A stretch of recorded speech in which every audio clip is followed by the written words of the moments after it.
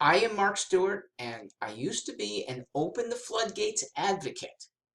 I'd like to be again, but right now we can't. We don't even know what we as a nation really want of immigration. And until we decide what we want, we shouldn't be making policy. I have three solutions, all in 8 words, that, if enacted, would reduce the fears of almost every person who is now in favor of squelching immigration. 1. End government welfare. 2. Reestablish American culture. 3. Enforce laws. It could be that simple. And then all the animosity, all the divisiveness would melt away. I mean, this would bring goodness instead of meanness. This would bring harmony instead of divisiveness on the immigration issue. Most of us revile forced socialism. So this is point 1 on welfare. We see government welfare made to legal and illegal immigrants. They are in our schools, they are in our hospitals and not paying full freight.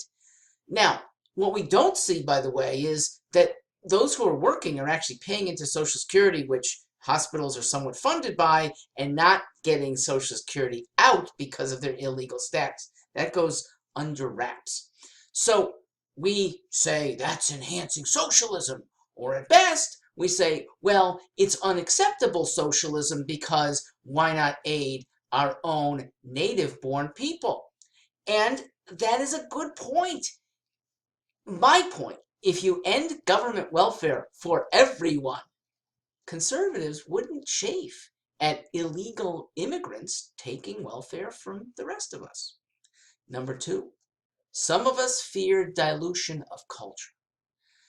With many immigrants not asked to learn English, with schools teaching that other cultures are just as good as your own, the dilution is real. The American creed should stand tall. It's what, beyond economic prosperity, it's what makes America not just a place, it's an idea that makes us better people. The ideals of individualism, of tolerance, of freedom of trade, freedom of thought, the idea that merit and not tradition, not your bloodlines, that that's what matters, that deserves elevation.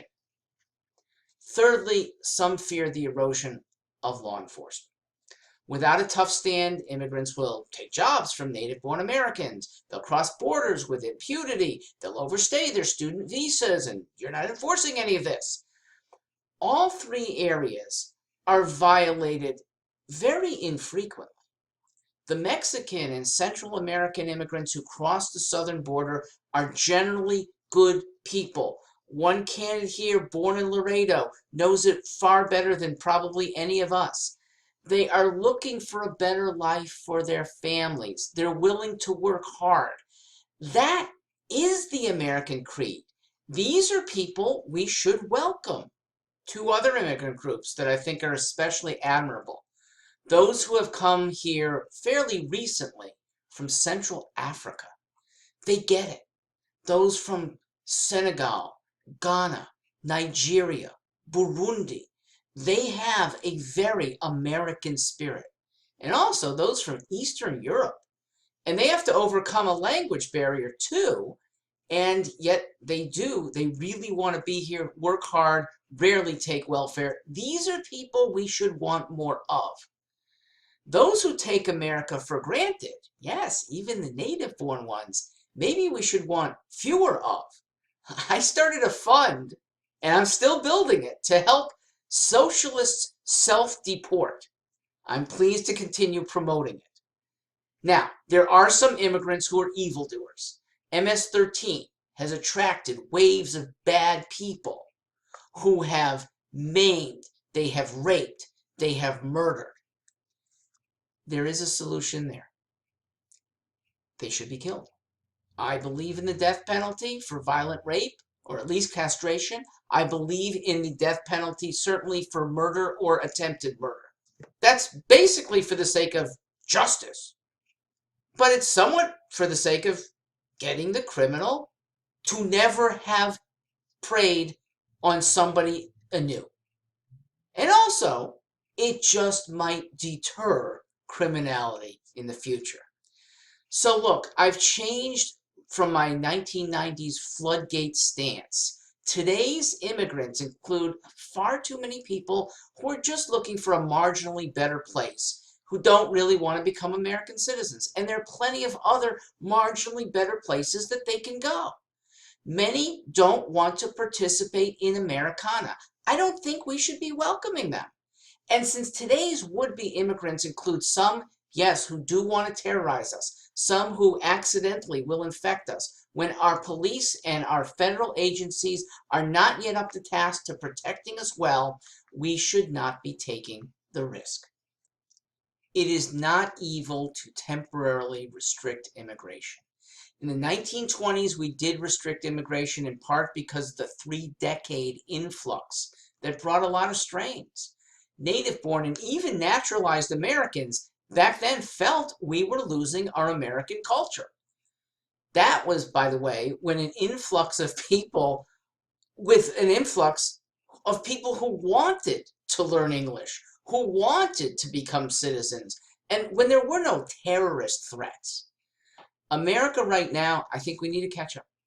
I'd like to take 2 to 5 years with immigration limited to a trickle. And this would be a time test of the effectiveness of our vetting and our monitoring once the newcomers arrive. And I'd say monitoring, even though it is with some qualms. It's moral, it's proper, it is, look, ask any would-be immigrant. If the monitoring were done by fellow citizens, not the government, okay? Only if something were very wrong would you then say, hey, I saw something out of line about this person who's only been here 12 months. Can you check it out?